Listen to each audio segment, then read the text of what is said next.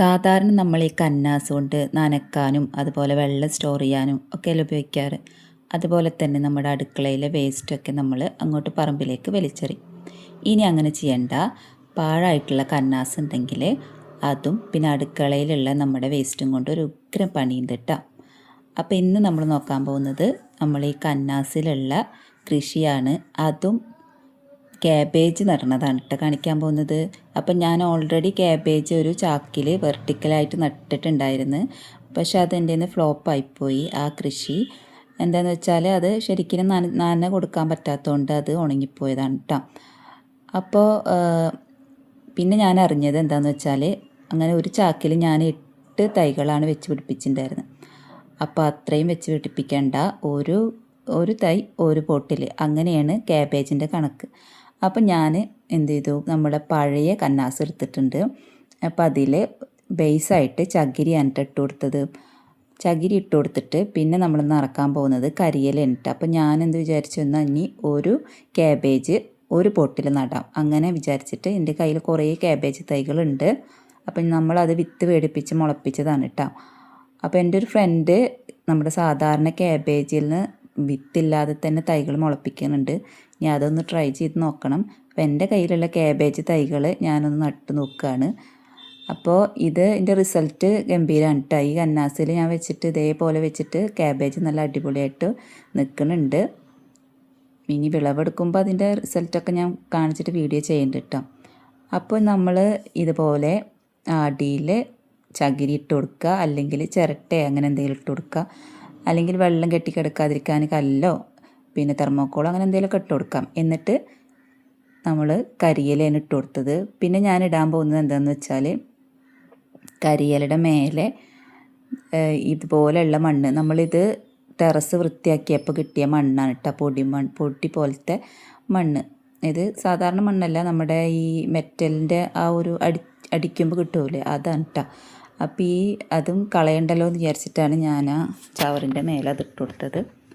പിന്നെ നമ്മുടെ അടുക്കളയിലെ വേസ്റ്റ് പേപ്പർ ഉണ്ട്, അതുപോലെ ഒരുപാട് വേസ്റ്റ് ഉണ്ട്. നമുക്കിപ്പോൾ നോമ്പായത് കാരണം കുറേ ഫ്രൂട്ട്സിൻ്റെ വേസ്റ്റും ഒക്കെ ഉണ്ട് കേട്ടോ. പച്ചക്കറിയുടെ വേസ്റ്റ് കുറവാണ്, ഫ്രൂട്ട്സിൻ്റെ വേസ്റ്റാണ് കേട്ടോ കൂടുതലിപ്പം. ഇപ്പോൾ പഴത്തൊലി ഉണ്ട്, പിന്നെ ചക്രമത്തൻ്റെ പീസ് ഉണ്ട്, അതുപോലെ ചക്രമത്തൻ്റെ വേസ്റ്റുകളുണ്ട്, പിന്നെ ഒരുപാട് ജ്യൂസ് അടിച്ചതിൻ്റെ ആ ഒരു സംഭവം, പിന്നെ മാങ്ങാത്തൊലി, ഒരുപാട് ഫ്രൂട്ട്സിൻ്റെ വേസ്റ്റ് ഒരുപാടുണ്ട് കേട്ടോ. അപ്പം ഞാൻ അതെല്ലാം അതിന് ചീരയുടെ വേസ്റ്റ്, ചീരയും വെച്ചിട്ടുണ്ടായിരുന്നു, അപ്പോൾ അതിൻ്റെ വേസ്റ്റ് ഉണ്ട്. പിന്നെ നനഞ്ഞ പേപ്പറുണ്ട്, അങ്ങനെ ഒരുപാട് സംഭവങ്ങളൊക്കെ ഉണ്ട്. അടുക്കളയിൽ നമ്മൾ ഉപയോഗിക്കുമ്പോൾ എന്തൊക്കെ സംഭവങ്ങൾ വേസ്റ്റായിട്ട് വരുന്നു, ഇപ്പോൾ ചായപ്പിണ്ടി ആയാലും കുഴപ്പമില്ല, ഉള്ളിത്തോലായാലും കുഴപ്പമില്ല, എന്ത് വേസ്റ്റാണെങ്കിലും ഫുഡ് വേസ്റ്റ് ഇടരുത്, പച്ചക്കറിയുടെ വേസ്റ്റ് പോലെ വേസ്റ്റ് ഇട്ട് കൊടുത്താൽ നമ്മൾ പിന്നെ നമ്മുടെ ചെടികൾക്ക് പ്രത്യേകിച്ച് വളങ്ങളൊന്നും കൊടുക്കേണ്ട ആവശ്യമില്ല കേട്ടോ. അവർക്ക് നല്ല വളമൊക്കെ ഇതിൽ നിന്ന് തന്നെ കിട്ടും. ഇതൊക്കെ അലുത്ത് അതിൽ നമ്മുടെ കമ്പോസ്റ്റൊക്കെ അതിൽ അലിഞ്ഞ് ചേർന്നിട്ട് നമ്മുടെ ചെടികൾക്ക് നല്ല നല്ല വളർച്ചയും. അപ്പോൾ ഇതുപോലെ ഇട്ട് കൊടുക്കാം. പിന്നെ നമുക്ക് ഈ ചക്രമത്തൻ്റെ പീസ് കട്ട് ചെയ്തിട്ട് ഇട്ട് കൊടുക്കാം കേട്ടോ. അപ്പോൾ അതും കട്ട് ചെയ്തിട്ട് ഇട്ട് കൊടുത്ത്, പിന്നെ ഇതാ ഞാനിപ്പോൾ ഇടാൻ പോകുന്നത് കുറച്ചിങ്ങനെ ഈ കടലാസ് ഇല്ലേ, നമ്മുടെ ഈ മുട്ടൻ്റെ ട്രേ ഉണ്ടാവും, അതുപോലെ കടലാസും പെട്ടികൾ ഉണ്ടാവില്ലേ, ചെരുപ്പൊക്കെ മേടിക്കുമ്പോൾ കിട്ടുന്ന കടലാസും പെട്ടികൾ, അതുപോലെ നനഞ്ഞ കടലാസുകൾ, പിന്നെ നമുക്ക് എന്ത് കടലാസ് ഉണ്ടോ അതൊക്കെ ഇട്ട് കൊടുക്കാം കേട്ടോ. അതെല്ലാം ഇട്ട് കൊടുത്ത് അത് എൻ്റെ കയ്യിലുണ്ടായിരുന്നു. ഇപ്പോൾ ഈ അടുക്കളയിലെ കടലാസ് നനഞ്ഞതാണ്. നമ്മൾ അടുക്കളയിൽ ഓരോ സാധനങ്ങളൊക്കെ മേടിക്കാൻ കിട്ടുമ്പോൾ പച്ചക്കറിയൊക്കെ കടയിൽ നിന്ന് മേടിച്ചു കൊണ്ടുവരുമ്പോൾ ഒക്കെ ഉണ്ടാവണം ആ നനഞ്ഞ കടലാസ് നമ്മൾ എന്ത് ചെയ്യും, വലിച്ചെറിയും. ഇനി അങ്ങനെയൊന്നും ചെയ്യണ്ട, അത് ഇതേപോലെ നമുക്ക് കമ്പോസ്റ്റ് ആക്കട്ടാം. ഇതിപ്പോൾ കമ്പോസ്റ്റ് ആക്കാനല്ല പോകുന്നത്, ഞാൻ ചെയ്യാൻ പോകുന്നത് പിന്നെ ചെടി നടാനാണ് കേട്ടോ. നമ്മൾ ഈ ഒരു മെത്തേഡിൽ തന്നെയാണ് നമ്മൾ കരിയില കമ്പോസ്റ്റും ചെയ്തത്. അതവിടെ ഉണ്ട് കേട്ടോ, സെറ്റാവും എന്ന് വിചാരിക്കണം. എന്നാൽ സെറ്റാവും. അപ്പോൾ അതിന് ഇടയ്ക്കിടയ്ക്ക് കഞ്ഞിവെള്ളം ഒഴിച്ച് കൊടുക്കണം. അപ്പോൾ ഇതിലും നമ്മൾ ഇടയ്ക്കിടയ്ക്ക് ചെടി നട്ടാൻ ഇടയ്ക്ക് ആഴ്ചയിൽ ഒരു ദിവസം പുളിച്ച കഞ്ഞിവെള്ളം ഒഴിച്ച് കൊടുത്താൽ നല്ലതാണ്, പെട്ടെന്ന് അത് അലുത്തോളും. കടലാസൊക്കെ ഇട്ടതിന് ശേഷം ഞാൻ വീണ്ടും ഒരു പിടി മണ്ണല്ല നമ്മൾ ടെറസ് അടിച്ച് വാരിയിട്ടുള്ള ആ ഒരു പൊടിമണ്ണ് ഇട്ട് കൊടുക്കുന്നുണ്ട്. ജസ്റ്റ് ഒന്നിങ്ങനെ തൂക്കി കൊടുക്കുന്നുണ്ട് കേട്ടോ. പിന്നെ ഞാൻ വീണ്ടും ഇടാൻ പോകുന്നത് കരിയില തന്നെയാണ് കേട്ടോ. അപ്പോൾ നമ്മുടെ കയ്യിൽ അപ്പുറത്തെ വീട്ടിൽ നിന്നാണ് അടിച്ചു കൊണ്ടിരുന്നത് ഈ കരിയില. ഒരു 3 ചാക്കോളം കരിയില ഞാൻ ഇപ്പോൾ കഴിഞ്ഞ ദിവസം അവിടെ നിന്ന് അടിച്ചു വാരി കൊടുക്കുന്നുള്ളൂ കേട്ടോ. അപ്പോൾ അവിടെ നിന്ന് അടിച്ച് വാരി നമ്മുടെ താഴത്തുനിന്ന് ടെറസിൻ്റെ പൊക്കത്തേക്ക് കൊടുന്ന് വെക്കണം. കുറച്ച് പണിയൊക്കെ ഉണ്ട് കേട്ടോ ഇതിൻ്റെ ഈ പച്ചക്കറിത്തോട്ടം സെറ്റാക്കാൻ. കുറച്ച് പണിയില്ല, ഒരുപാട് പണിയുണ്ട്. അപ്പോൾ 2 നേരമാണ് ഞാൻ കൃഷിത്തോട്ടത്തിൽ പണിയെടുക്കുന്നത്. രാവിലെയും വൈകുന്നേരവും ഒരു 1.5 മണിക്കൂർ നേരം ഞാൻ ഇതിന് വേണ്ടി ചിലവഴിക്കുന്നുണ്ട് കേട്ടോ. അപ്പോൾ അതിൻ്റെ റിസൾട്ടും നിങ്ങൾ കാണുന്നുണ്ടാവും. എൻ്റെ പച്ചക്കറിയുടെ ആ ഒരു എണ്ണം കൂടി വരുന്നത്. അപ്പോൾ ഇതേപോലെ ചവറും നിറച്ചിട്ടുണ്ട്. ഇനി നമുക്ക് അതിൽക്ക് കാബേജ് തൈകൾ നട്ടുകൊടുക്കാം. അപ്പോൾ ഇത് പഴയ ക്യാനായിരുന്നു. ഇതിൽ മുന്നേ തന്നെ ചീര നട്ടിട്ടുണ്ടായിരുന്നാണ് കേട്ടോ. അപ്പോൾ ഇതേപോലെ എൻ്റെ കയ്യിൽ ഒരുപാട് വേറെ ക്യാനുകളുണ്ട്. ഇതുപോലെ ഇനി കട്ട് ചെയ്തിട്ട് ബാക്കിയുള്ള ക്യാബേജിൻ്റെ ഓരോ തൈകളും ഇതിലേക്ക് അങ്ങനത്തെ ക്യാനിലേക്ക് പറിച്ച് നടണം. എന്നിട്ട് നല്ല ഭംഗിയിൽ സെറ്റാക്കി വെക്കണം എന്നൊക്കെയാണ് വിചാരിക്കുന്നത്. അപ്പം ഞാൻ ബാക്കിയുള്ള അടിച്ചു വാരിയ മണ്ണും കൂടിയും അതിൻ്റെ മേലേക്ക് ഇട്ട് കൊടുത്തിട്ടുണ്ട് കേട്ടോ. ഇനി നമുക്ക് ക്യാബേജ് നടാൻ വേണ്ടിയിട്ട് ഇങ്ങനെ ഒരു ചെറിയൊരു ഭാഗം സെറ്റാക്കി എടുക്കണം. അപ്പോൾ ഒരു ക്യാനിൽ ഒരു ക്യാബേജാണ് നടുന്നത്. ക്യാബേജ് സത്യം പറഞ്ഞാൽ ഒരു പോട്ടിൽ ഒരെണ്ണം തന്നെയാണ് കേട്ടോ നല്ലത്. ഇതിങ്ങനെ വളർന്നു കഴിഞ്ഞാൽ നിൽക്കാൻ സ്ഥലം ഉണ്ടാവില്ല അത്ര. അപ്പോൾ എനിക്കിതിനെ പറ്റിയിട്ടൊന്നും അറിയണ്ടായിരുന്നില്ല. ഞാൻ ആദ്യമായിട്ടാണ് കേട്ടോ ക്യാബേജൊക്കെ നടണത്. അപ്പോൾ ആദ്യം ഞാൻ വെർട്ടിക്കലായിട്ട് ആ ചാക്കിൽ നട്ടത് ആകെ കുളമായിപ്പോയി. അപ്പോൾ പിന്നെ എനിക്ക് മനസ്സിലായത് അതിൽ ഒരെണ്ണം അങ്ങനെ ആ ചാക്കിൽ 2-3 നടായിരുന്നു. പക്ഷേ അത് വലിയ ചാക്കായിരുന്നു. പക്ഷേ ഇത് ഇപ്പോൾ ഞാനൊരു ക്യാനിൽ ഓരോന്ന് വെച്ചിട്ട് ഓരോ തൈകൾ, അപ്പോൾ ഇത്തിരി നല്ലതായിട്ട് വലുതായിട്ട് നിൽക്കണ നല്ല തൈ അതിൽ നിന്ന് പറിച്ചെടുക്കാൻ കേട്ടോ. അപ്പോൾ കുറേ തൈകൾ ഞാൻ വിത്തിട്ടപ്പോൾ എല്ലാം കൂടിയിട്ട് ഒരുമിച്ചിട്ട്, അപ്പോൾ ആദ്യമായിട്ടല്ലേ ഇത് ചെയ്യണത്. അപ്പോൾ അതിൻ്റേതായ കുറേ മണ്ടത്തരങ്ങൾ ഞാൻ കാണിച്ചു കൂട്ടിയിട്ടുണ്ട്.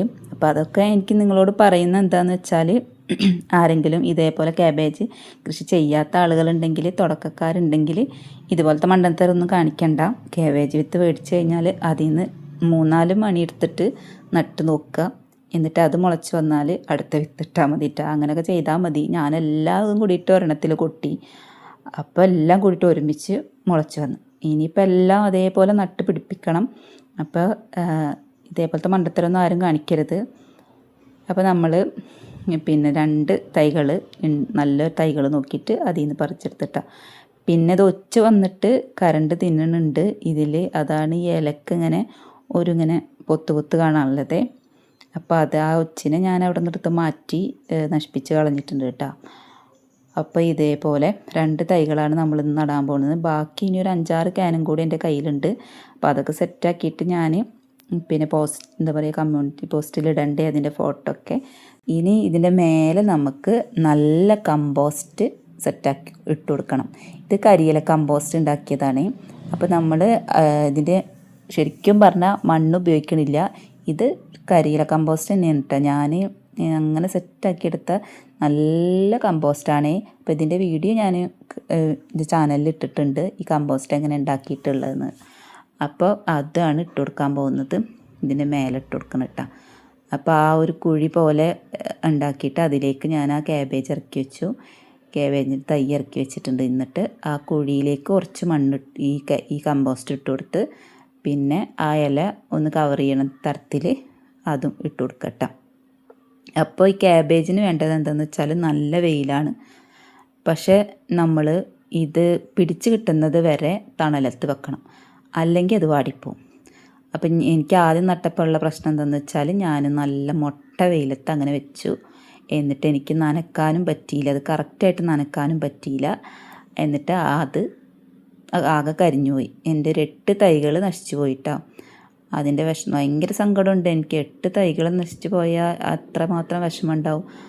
എൻ്റെ ആ മെത്തേഡ് നല്ല സൂപ്പറായിരുന്നു. അതിൽ നിന്ന് 3-4 തൈകൾ എടുത്ത് മാറ്റിയാൽ മതിയായിരുന്നു. പക്ഷേ അതെനിക്ക് മാറ്റാൻ പറ്റിയില്ല. ഞാനിവിടെ ഉണ്ടായില്ലല്ലോ, ആരോടും അതിനെപ്പറ്റി പറയാനും പറ്റിയില്ല. അപ്പോൾ ഇതേപോലെ ഒരു ചട്ടിയിൽ ഒരു ക്യാബേജ് തൈ എന്ന് പറഞ്ഞ പോലെ ഇനി വെക്കുക. പിന്നെ ഇത് പിടിച്ച് കിട്ടണത് വരെ തണലത്ത് വെക്കുക. എന്നിട്ട് അതിൻ്റെ ശേഷം നമുക്ക് വെയിലത്ത് വെക്കാം കേട്ടോ. അപ്പോൾ നന എന്ന് പറഞ്ഞാൽ അത്യാവശ്യം നല്ല നന വേണം, വെള്ളം കെട്ടിക്കെടുക്കരുത്, അങ്ങനത്തെ കാര്യങ്ങളൊക്കെ ശ്രദ്ധിക്കണം. അപ്പോൾ എൻ്റെ കന്നാസ് ജസ്റ്റൊക്കെ ഇങ്ങനെ സൈഡൊക്കെ പൊട്ടിപ്പോകുന്നുണ്ട്. അതൊന്നും കുഴപ്പമില്ല, അത് അവിടെ ഇളക്കാതെ വെച്ചാൽ അത് അവിടെ തന്നെ ഇരുന്നോളും, പ്ലാസ്റ്റിക് അല്ലേ.